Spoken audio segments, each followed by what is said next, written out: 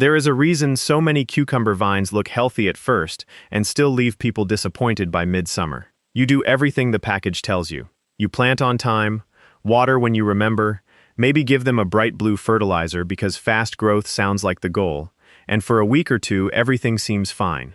Then the plants stall, the leaves turn big and lazy but the fruit stays thin. The blossoms come and go. You get a handful of cucumbers when you wanted baskets. And by the time the heat really settles in, the patch looks tired, thirsty, and strangely offended by all the effort you put into it. A lot of people think growing bigger cucumbers faster is about pushing the plant harder. More feed, more water, more products, more fixing. But old growers usually worked from a different idea. They were not trying to bully a cucumber into growing. They were trying to make it impossible for that cucumber to want anything.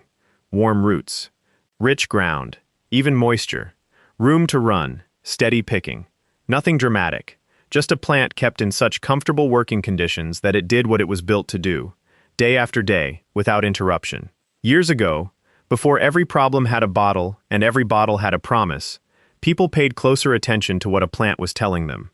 You could see it in old kitchen gardens. Not fancy gardens, useful ones, rows near the clothesline, a bean pole here, a patch of onions there, cucumbers tucked into the warmest ground where morning light hit early, and the soil did not stay cold and sour. The people tending those gardens were not reciting theories. They were reading signs. They knew a cucumber will forgive a lot, but it hates being checked. Check its roots with cold soil, and you lose time. Check its moisture with dry spells and floods, and you lose size. Check its fruiting by letting ripe cucumbers sit too long, and you lose momentum. So when people talk about making cucumbers grow faster and bigger the old Amish way, I do not hear one magic ingredient. I hear a whole pattern of common sense.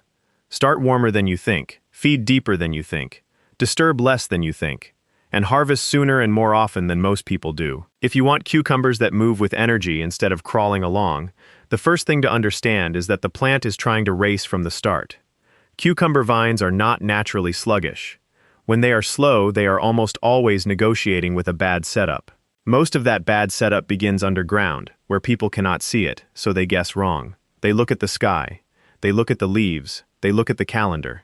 Meanwhile, the roots are sitting in soil that is technically planted, but not truly ready. Cucumbers love warmth in a way many gardeners underestimate. Not just warm afternoons. Warm soil that holds the night without turning clammy. If the ground still feels cool and dense when you push your hand into it, the cucumber knows before you do. It does not panic, it just waits. And every day it waits is a day your season shortens. That is why old growers often gave cucumbers the best seat in the garden, instead of treating them like a filler crop. They chose a place that caught early sun, drained well, and warmed quickly. A slight rise in the ground mattered. Dark, crumbly soil mattered. Even a fence line that blocked a cold wind mattered.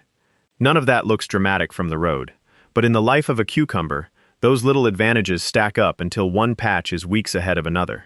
If you miss that first principle, everything after it becomes catch-up. You can pour feed on a chilled plant. You can fuss over the leaves. You can blame the seed, but the old lesson is simple. A cucumber that starts uncomfortable never truly runs free. And a cucumber that runs free early is the one that later gives you those thick, heavy fruits that feel almost cool in your hand when you pick them before breakfast. One of the most practical old habits for cucumbers was building the planting spot before worrying about the plant itself. In other words, prepare the bed like you mean it. Too many people scratch a narrow trench, drop seed into average ground, and hope fertilizer will make up the difference later. That usually grows a survivor, not a performer. The old garden logic was to make a rich, loose feeding zone under and around the plant, so the roots could expand fast without hitting resistance. Sometimes that meant a hill. Sometimes a broad raised row, sometimes a pocket of composted manure mixed through the planting area well before seed went in. The form mattered less than the effect. You wanted warmth, drainage, and food in the root zone, not packed earth that stayed wet one week and brick hard the next. And notice the word composted, not hot manure freshly dumped in the hole, not a harsh blast of nitrogen that gives you giant leaves and moody fruit. Aged, mellow organic matter behaves differently. It does not shout at the plant, it supports the plant. That difference matters more than most labels admit. When the soil is rich in that steady, broken-down kind of fertility, cucumber roots move through it quickly. The plant does not waste early energy trying to survive. It starts building, first the root system, then the vine then flowers, then fruit. And because the early growth was not jerky and stressed, the fruit sizing tends to be stronger and more even. A lot of old growers also liked a slight mound for cucumbers because it solves several problems at once. The mound warms sooner. It sheds excess water instead of holding it around the crown. It loosens the root run. And in heavy ground, it creates a kind of insurance policy against that slow, suffocating wetness that cucumbers dislike so much. You do not need some perfect sculpted hill. This is not garden theater. Even a gentle raised planting area can help. If your soil is poor, this is where speed is won or lost. Not with panic buying later. Right here. If you give a hungry cucumber a shallow meal, it gives you a shallow performance. If you give it a deep pantry, it behaves like a different plant. Now here is the contrarian piece that surprises people. Bigger cucumbers are often grown by restraint as much as by feeding. Too much quick nitrogen after the plant is established can trick you into feeling successful, because the vines look lush and impressive. They sprawl, they green up, they seem vigorous. But look closer. Sometimes that kind of growth is soft, watery, and more interested in making leaf than making fruit. The plant becomes handsome but unproductive. Old practical growers watched for that. They were not trying to impress neighbors with leaf size. They wanted cucumbers in the crocks, on the table, and in the basket. That is why balanced feeding matters more than aggressive feeding. Rich compost, well-rotted manure used wisely, and modest side dressing later can do more for actual harvest than a hard push from the wrong fertilizer. You want a plant with strength, not a plant with swagger. And once the plant is in, the next old lesson sounds almost too ordinary to matter, which is exactly why people ignore it. Watering is not just about quantity, it is about rhythm. Cucumbers respond to consistency in a nearly emotional way. They love to feel that the world is dependable. When moisture swings wildly, the plant cannot settle into its work. Fruit turns bitter more easily. Growth pauses. Shape gets odd. Pollination and sizing can become uneven. Even if the vine survives, the harvest loses quality. You can see this in a patch after a hard dry spell, followed by an overgenerous soaking. The plant perks up, yes, but it also acts like someone slammed the brakes and then floored the engine. That stop and surge pattern is the enemy of fast, steady production. The old growers knew that the easiest way to grow bigger cucumbers was to avoid making the plant recover all the time. This is where mulch stops being decoration and becomes strategy. A layer of straw or other clean organic cover around established cucumber plants can make a remarkable difference, especially once the weather begins acting like summer for real. Mulch slows evaporation, softens temperature swings at the roots, reduces soil splash onto the leaves, and cuts down the number of times you have to rescue the bed with a hose. In plain terms, it buys the plant peace. A cucumber that stays evenly moist grows with more confidence. The fruit fills more smoothly. The plant keeps setting instead of sulking. And because the root zone is not baking one day and drowning the next, the whole system behaves more efficiently. You are not constantly paying back stress debt. The timing of water matters too. Morning watering is usually kinder than late evening soaking, especially when the foliage is dense and the air is heavy. Give the roots a deep drink early, and the plant has the day to use it. Wet leaves sitting through the night can invite trouble, especially in humid stretches. Old gardeners did not need lab reports to know that crowded, damp vines can go downhill fast. They learned by losing patches and remembering why. So if you want cucumbers to move, do not just ask, "Did I water?" Ask, "Did I water deeply enough, evenly enough, and early enough to help the plant work instead of merely survive?" There is another old habit that matters more than people expect, and that is not overhandling the roots. Cucumbers can be transplanted, yes, but they generally prefer not to be fussed with.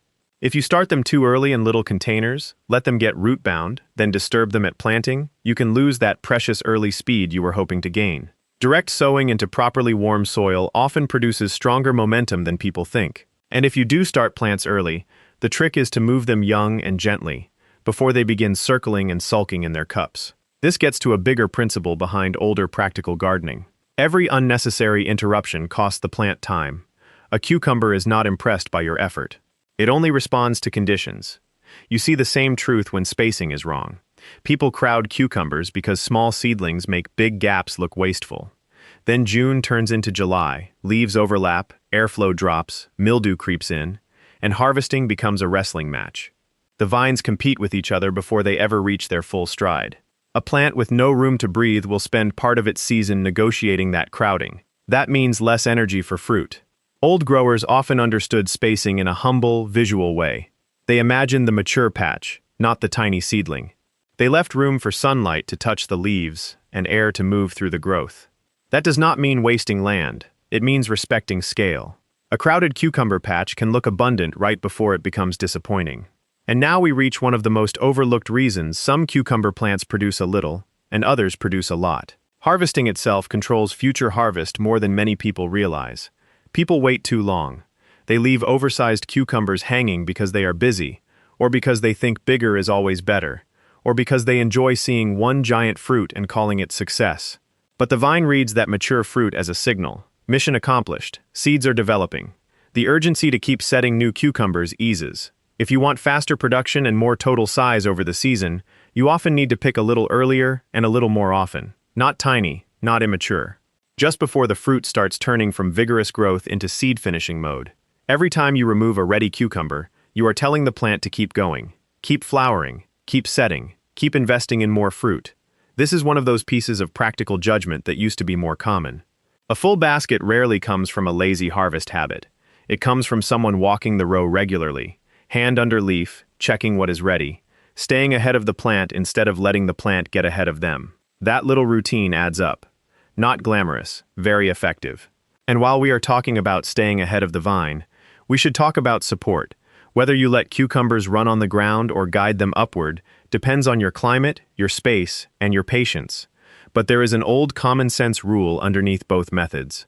Keep the fruit clean, the leaves aired, and the picking easy enough that you will actually do it. Trellising can help fruit stay straighter, improves air movement, saves space, and makes harvest simpler. In damp climates, it can reduce some disease pressure simply by keeping leaves and fruit from spending so much time against wet soil.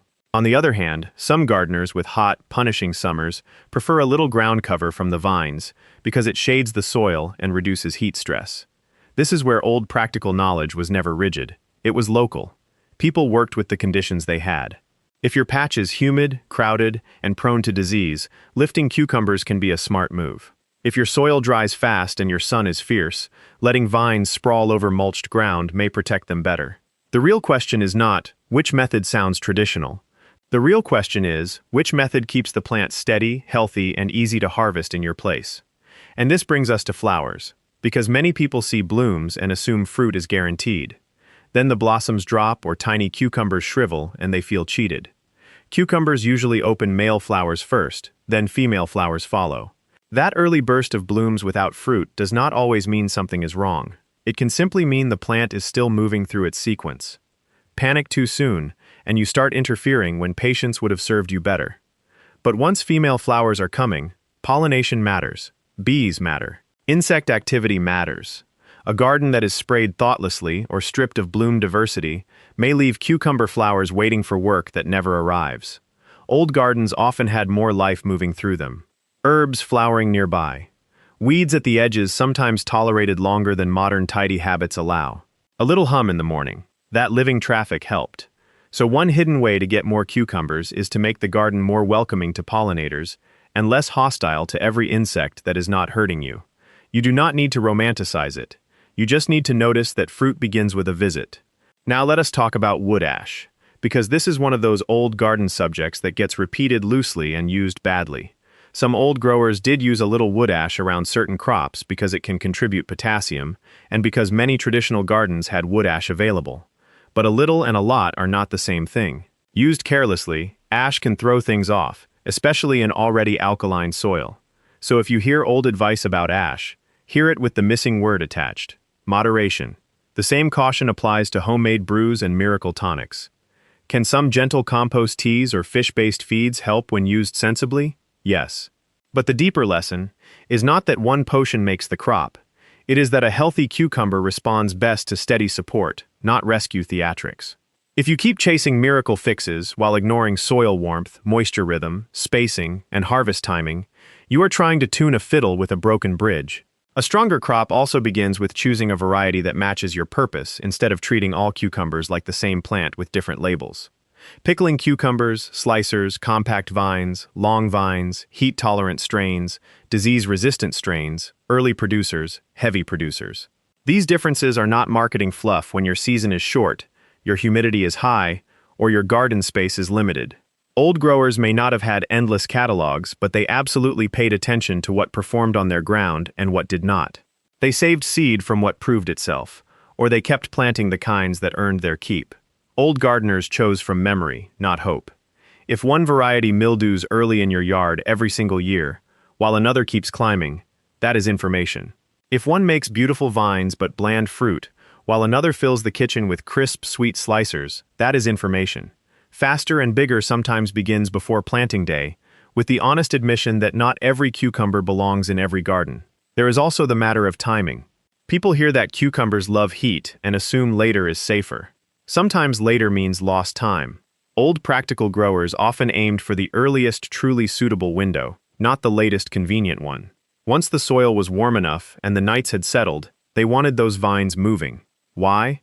Because an established cucumber entering summer with strength can outrun a lot of trouble. A weak late plant meets the harshest part of the season while still trying to become itself. That matters when pests arrive too. Beetles find stressed plants easier to punish. Disease finds weak rhythms easier to exploit. A vine that is already sturdy, mulched, rooted deep, and growing steadily has better odds than one still wobbling through transplant shock or cold soil. Now, no honest gardener talks about cucumbers without mentioning cucumber beetles, because they can make a mockery of your plans. But even here, the old lesson is not just about killing something, it is about reducing vulnerability. Healthy early growth helps. Row covers used at the right stage can help, as long as you remove them when pollination is needed.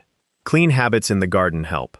Not leaving a collapsing mess of old vines and hiding places can help. Once again, the old way tends to be less theatrical than modern advice makes it seem. More prevention, more observation, less panic. And when trouble does show up, do not let pride keep you from acting early. A few leaves with problems are a message. So are yellowing vines, slowed tips, or fruit that stays skinny at one end. These are not insults. They are the plant talking in the only language it has. Old growers stayed close enough to hear it. That is why simple gardens can outperform expensive ones. The difference is attention before trouble, not money after it. I think that is why so many people feel surprised when an old method works. They expect some secret ingredient hidden in the shed. But the real secret, if there is one, is not glamorous at all. It is timing plus observation plus restraint. It is knowing what matters enough to ignore what does not. And there is a kind of freedom in that. When you stop believing every result must come from a purchased input, you begin noticing how much control you already have. Site choice, soil preparation, mulch, water rhythm, spacing, harvest habits, variety choice, insect awareness. These are not fancy, they are powerful. That calm comes from stacking small advantages and removing obstacles before they become problems. If you have ever wondered why one gardener seems to pull armloads of cucumbers from a patch that looks almost ordinary, while another gets a viney disappointment from a bed full of products, this is usually the answer. One is feeding a performance, the other is building conditions. A good cucumber plant does not just look green, it looks eager. The new growth moves. The leaves hold themselves with some confidence. The flowers come in rhythm. The fruit enlarges without sitting there for days like it is thinking about it. When something interrupts that rhythm, your job is not to throw random cures at the patch. Your job is to ask what comfort has been withdrawn. Is the soil drying too far between waterings? Did cold check the roots? Are ripe fruits hanging too long? Is crowding hiding the real problem? Those questions are more useful than most shopping trips. That is what I mean by the old way. Not old as in frozen in time, old as in still sensible. There is a deeper reason this knowledge matters beyond cucumbers. It teaches you to trust patterns you can actually observe. We live in a time when people are constantly encouraged to hand over judgment to labels, trends, and packaged certainty. But a garden pushes back against that habit. The vine responds to truth, not branding. It responds to whether the roots are warm, whether moisture is steady, whether fruit is being picked on time, whether the plant has what it needs when it needs it. And once you learn to read that honestly, something shifts. You become less persuadable by noise, more attentive to causes, more patient, more exact. That is worth a lot, even if all you started with was the hope of better cucumbers. I have seen people change their whole gardening confidence over one crop like this. Not because cucumbers are magical, but because they are responsive. They teach quickly, treat them well from the bottom up, and they reward you fast enough to believe your own eyes. Mishandle the basics, and they show you the cost before the season is over. That makes them one of the best teachers in the garden. So if you want the plain version, the old practical way to grow cucumbers faster and bigger goes something like this. Give them the warmest, honest start you can. Put them in loose, rich, well-drained ground. Use mellow fertility instead of a harsh push. Mulch once the soil is warm. Water deeply and steadily. Avoid root disturbance. Space for the mature plant, not the seedling. Keep the patch easy to harvest. Pick often. Pay attention sooner. Adjust before stress becomes damage. And if you have ever tasted a cucumber picked from a vigorous vine in the cool part of the morning, you know the difference that vigor makes. The skin has that fresh snap. The inside is crisp without being pithy. The flavor is clean, almost sweet, with none of that tired bitterness that shows up when plants are unevenly watered or left too long. That quality is not an accident. It is the harvest version of all the quiet choices that came before. Even the way you walk the patch matters. People used to pass through their gardens as part of life, not as an occasional inspection event. On the way to the line, on the way back from the barn, after supper with a bowl in one hand. That kind of ordinary nearness catches things early. A beetle here, a wilting plant there, a cucumber just ready before it gets oversized, a vine needing to be nudged back to its support. Because the garden is seen often, it rarely has to scream. Most garden failures do not come from ignorance alone. They come from delay. Delay in planting into proper warmth. Delay in mulching. Delay in noticing stress. Delay in harvesting. Delay in correcting crowding or pest pressure. The old way shortens that delay, because it keeps the grower in relationship with the patch. That is where confidence comes from. If cucumbers taught you something, tell me what matters most in your patch, and what your family always swore by. Sometimes one good cucumber season teaches more than 10 articles, because success has a way of making wisdom stick.